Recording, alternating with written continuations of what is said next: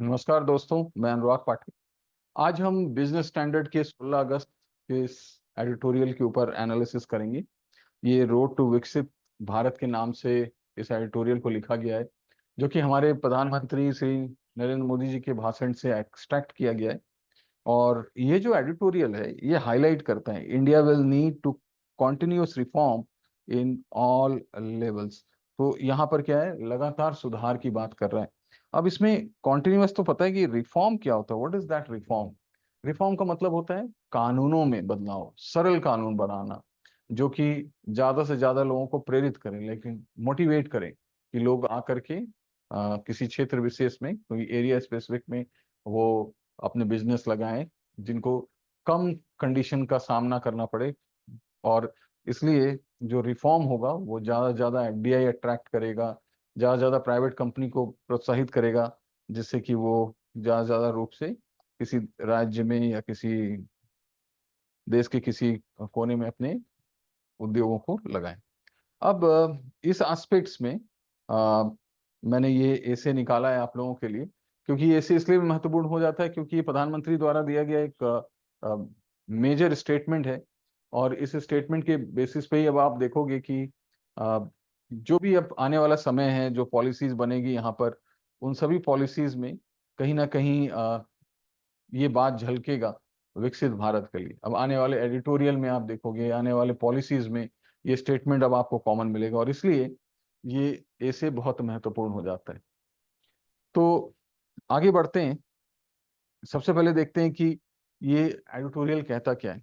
इस एडिटोरियल में मुख्य रूप से भारत को 1947 तक एक विकसित देश बनाने के लिए कुछ स्टेप्स दिए गए हैं, जो अगर भारत और उनके भारत में जो विभिन्न सरकारें अगर वो उसको इम्प्लीमेंट करें तो तेजी से हम विकसित हो सकते हैं, तेजी से हम डेवलप हो सकते हैं।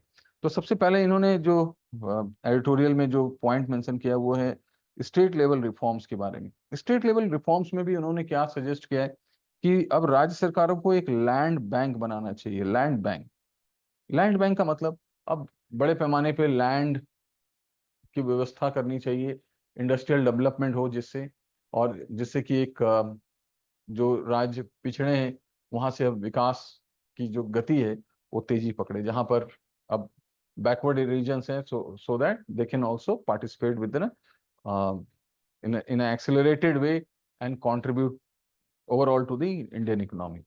दूसरा जो पॉइंट ये हाईलाइट करते हैं कि एक तो स्टेट लेवल का परफॉर्मेंस यहाँ पे बहुत इंपॉर्टेंट है। दूसरा, human development, human capital development होना चाहिए, जो कि केवल दो चीजों से बढ़ सकता है। एक तो एजुकेशन से, एजुकेशन, और दूसरा स्किल्स, स्किल से।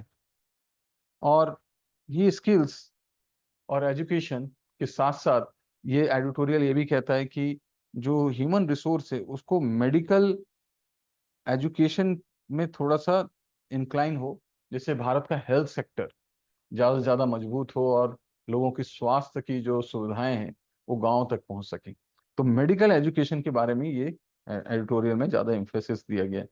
दूसरा, इसमें इकोनॉमिक ग्रोथ को भी फोकस किया गया है। इकोनॉमिक ग्रोथ का मतलब क्या होता है? तेजी से जीडीपी में ग्रोथ रेट होना, एक्सपेंड करना, इकोनॉमिक ग्रोथ रेट। क्योंकि इस एडिटोरियल के हिसाब से जब आप देखोगे तो ये, हालांकि ऐसे भी जब इकोनॉमिक ग्रोथ तेजी से बढ़ रही होती है तो उसके अंदर एक खासियत होता है कि वो ज्यादा से ज्यादा इन्वेस्टमेंट को अट्रैक्ट कर रहा होता है, पॉवर्टी रिड्यूस कर रहा होता है, और लोगों को एम्प्लॉयमेंट जनरेट करके दे रहा होता है। तो इसमें, इस ग्रोथ में एक ऐसा पोटेंशियल है जो कि हमें तेजी से अचीव करा पाए हमारे जो ऑब्जेक्टिव है विकसित भारत बनने का। तो वो एक एक्सेलरेटेड ग्रोथ रेट जो है ना, वो उसी से हम इस चीज को पा सकते हैं। और इसके लिए बहुत इंपॉर्टेंट है कि हमारे पास एक इंफ्रास्ट्रक्चर डेवलपमेंट का एक कुछ प्रोग्राम हो इंफ्रा डेवलपमेंट का। तो इस बेसिस पे ये एडिटोरियल इन तीन आयामों पर एम्फेसाइज कर रहा है भारत को विकसित बनाने के लिए। अब बात करते हैं कि जब रोल, स्टेट के रोल को देखें तो ये स्टेट को क्या रोल कंट्रीब्यूट करने के लिए कह रहा है। तो ये कह रहे हैं कि देखो, सबसे पहले तो हमें एक तो रिफॉर्म स्टेट लेवल पे चाहिए, और दूसरा थोड़ा स्टेट को भी अब जो पॉलिसीज है गवर्नमेंट की, जो हमारे यूनियन गवर्नमेंट की पॉलिसीज है, उसको भी थोड़ा सा प्रमोट करना चाहिए कि स्टेट लेवल तक उन पॉलिसीज को इम्प्लीमेंट किया जा सके। हाल के दिनों में आपने देखा होगा कि थोड़ी सी हमारी कॉन्ट्रडिक्शन रहती है स्टेट गवर्नमेंट और यूनियन गवर्नमेंट के चलते, तो कई कई पॉलिसियां बहुत हद तक अपने फुल कैपेसिटी से इम्प्लीमेंट नहीं हो पाती। दूसरा, इस एडिटोरियल में आप ये भी देखोगे कि ये एडिटोरियल थोड़ा एम्फेसाइज कर रहा है कि सेंट्रल स्टेट रिलेशनशिप थोड़े से अच्छे हों, जिससे कि एक कोऑर्डिनेशन हो सके मेगा इंफ्रास्ट्रक्चर प्रोजेक्ट का। और क्योंकि इंफ्रास्ट्रक्चर प्रोजेक्ट की ये तो हमें पता है कि यूनियन गवर्नमेंट द्वारा स्पॉन्सर होती है, पर उसको उसके लिए जमीन मुहैया कराना, उसको इम्प्लीमेंट करना, उसके लिए जो सहूलियतें हैं वो स्टेट गवर्नमेंट से मिल रही थी, तो वो कोलाबोरेशन से ही ये चीज अचीव हो सकता है। अब जब हम देखते हैं कि इसमें कौन कौन सी एरियाज हैं जहां पर सेंट्रल और स्टेट गवर्नमेंट की कोलैबोरेशन चाहिए, तो पहला है इंफ्रास्ट्रक्चर। जैसे कि मैंने आपको बताया कि इंफ्रास्ट्रक्चर में बहुत इंपॉर्टेंट है कि चलो सेंट्रल फंडिंग से तो हो जाएगा, बट इसकी इम्प्लीमेंटेशन के लिए स्टेट लेवल कोऑर्डिनेशन बहुत इंपॉर्टेंट है। दूसरा, स्किल डेवलपमेंट जो प्रोग्राम हमने देखा ना, स्किल डेवलपमेंट प्रोग्राम में भी एक स्टेट एजुकेशन को अलाइनमेंट होना चाहिए, अलाइन करे हमारे यूनियन गवर्नमेंट के साथ, जिससे कि एक नेशनल स्टैंडर्ड डेवलप हो पाए, नेशनल स्टैंडर्ड बन पाए स्किल्स डेवलपमेंट में, जिससे कि एक हम ऑल टुगेदर सारे स्टेट और यूनियन मिलकर एक फ्यूचर वर्कफोर्स बना पाए। और इसके बाद एक इन्वेस्टमेंट प्रमोशन के लिए दोनों को, यूनियन और स्टेट को, दोनों को मिल करके काम करना चाहिए, जिससे कि हम इन्वेस्टमेंट को अट्रैक्ट कर पाएं। और इन्वेस्टमेंट अट्रैक्ट क्यों करें? क्योंकि एक conducive business environment conducive business environment बन पाए, और जिससे कि दोनों को, स्टेट और यूनियन गवर्नमेंट दोनों को इससे फायदा हो। और जो चौथी बात है पॉलिसी इम्प्लीमेंटेशन, इसमें सेंट्रल स्कीम, जैसा कि मैंने आपको बताया कि सेंट्रल स्कीम को स्टेट लेवल पे, सेंट्रल स्कीम को स्टेट लेवल पर प्रॉपर तरीके से इम्प्लीमेंट करने के लिए प्रॉपर इवैल्यूएशन और मॉनिटरिंग की जो जरूरत है वो स्टेट लेवल से मुहैया कराया जाए। अब इस कुल मिला के जो ये इसका जो सार है, ये एडिटोरियल कोऑपरेटिव फेडरलिज्म, फेडरेशन की तरफ ज़्यादा एम्फेसाइज कर रहा है। अब इसमें कुछ और भी जो पॉइंट ये कह रहा है कि कौन से स्टेप्स हैं जो एजुकेशन और स्किल्स को इम्प्रूव कर सकते हैं, जिससे कि भारत एक विकसित देश बन पाए। तो पहला है enhancing education quality, enhancing education quality specially through skills development and knowledgeable workforce, skilled development and knowledgeable workforce के द्वारा ही हो सकता है। क्योंकि यही दोनों मिल करके क्या करेंगे, दो चीज, जैसे इनोवेशन, एक तो इनोवेशन को और दूसरा प्रोडक्टिविटी को, इनोवेशन और दूसरी प्रोडक्टिविटी को इनहेंस करेंगे, प्रोडक्टिविटी। और ये दोनों बहुत की एलिमेंट हैं इकोनॉमिक ग्रोथ करने के लिए। तीसरी जो बात है, creating a more medical seats, ये इसलिए इंपॉर्टेंट है जैसे कि हमने बताया, ये इससे एक रॉबस्ट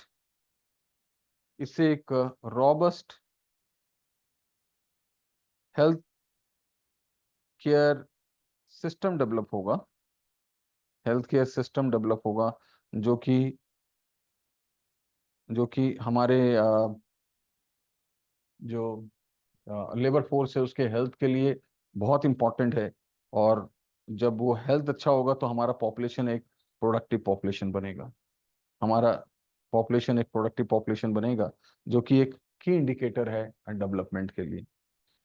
और इस जो एडिटोरियल है, इसमें एक बहुत इंटरेस्टिंग पॉइंट ये रखा गया है कि जो अभी जो गवर्नमेंट ने, हमारे प्रधानमंत्री ने जो एक ये इच्छा जाहिर की कि अब इस कंट्री में वन नेशन वन इलेक्शन हो और यूनिफॉर्म सिविल कोड इम्प्लीमेंट किया जाए, तो इसके लिए भी एक जो सजेशन है एडिटोरियल का, वो ये कहता है कि ये एक तरफा ना इम्प्लीमेंट हो, इसमें एक जनरल एग्रीमेंट हो, कंसेंसस बने हर गवर्नमेंट के बीच में, जिससे कि इसको पूरे ऑब्जेक्टिव के साथ, पूरे पोटेंशियल के साथ इसको इम्प्लीमेंट किया जा सके।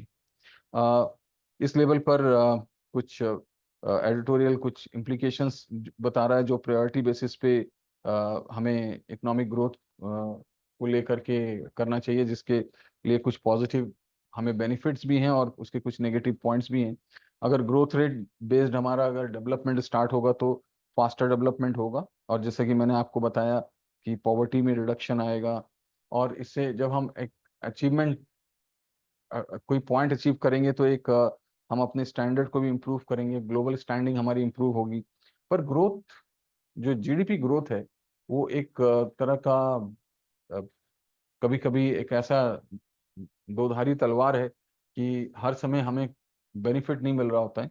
उसमें एक प्रॉब्लम ये भी है कि उसमें सोशल इनइक्वालिटीज होती है, एनवायरमेंटल डिग्रेडेशन होता है, और बहुत सारे सोशल अनरेस्ट पैदा हो जाते हैं इससे, क्योंकि वो स्क्यूड डेवलपमेंट को प्रेरित कर रहा होता है। तो इसीलिए हमें जो ग्रोथ है, जो हम इकोनॉमिक ग्रोथ के ऊपर रिलाय करते हैं, हमें इंक्लूसिव ग्रोथ के ऊपर रिलाय करना है, जिससे कि हम ओवरऑल ग्रोथ अचीव कर सकें।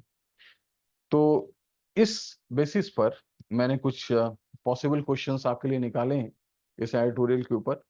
तो इस पर आप कम से कम अपने आंसर्स को फ्रेम कर सकते हैं, जिससे कि एक आपको रफ आइडिया हो कि किस लेवल पे इस आंसर को किया जा सके। और इन्हीं क्वेश्चंस के ऊपर अब आने वाले समय में आपको एडिटोरियल्स और बहुत सारे न्यूज़ आर्टिकल्स मिलेंगे। Thank you very much.